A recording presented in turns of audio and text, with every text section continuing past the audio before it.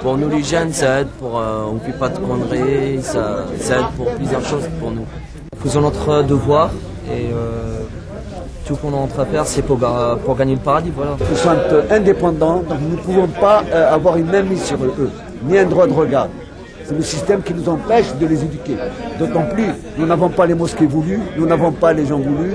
On sera très entravés ici en France, par rapport à l'Angleterre, par rapport à la Suisse, par rapport à la Belgique, où c'est libre. Les jeunes s'intéressent à la religion parce qu'elle fait partie de leur identité, leur histoire. Ils ne peuvent pas être indifférents à leur histoire. Et donc ils s'interrogent. Mais peut-être ils ne trouvent pas les espaces de l'expression de ce besoin-là. C'est pas pour les vieux, c'est les jeunes aussi.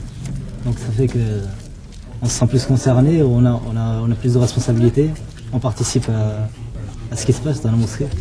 On essaye bien sûr de les familiariser avec la langue arabe, de leur donner une certaine initiation, de façon au moins à ce qu'ils sachent lire les livres de religion et les principes fondamentaux de l'islam, bien sûr.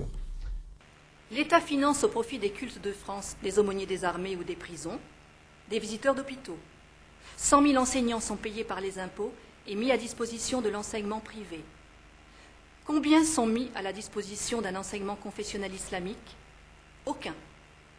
De même, en Alsace, en Lorraine et en Moselle, l'État paie les membres du clergé nommés par la hiérarchie religieuse, mais cela ne profite pas à l'islam. Pourtant, les musulmans payent aussi des impôts.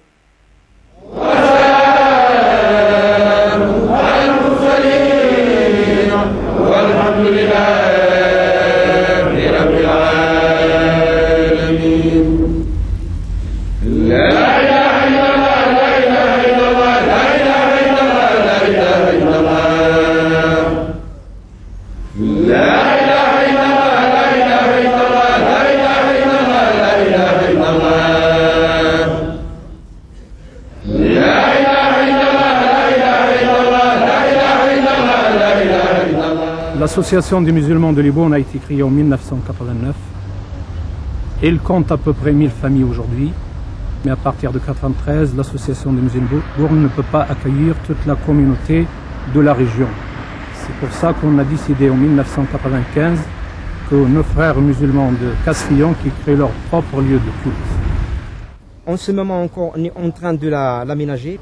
L'association regroupe à peu près une cinquantaine de familles dans un rayon de 10 à 15 km autour de Castillon.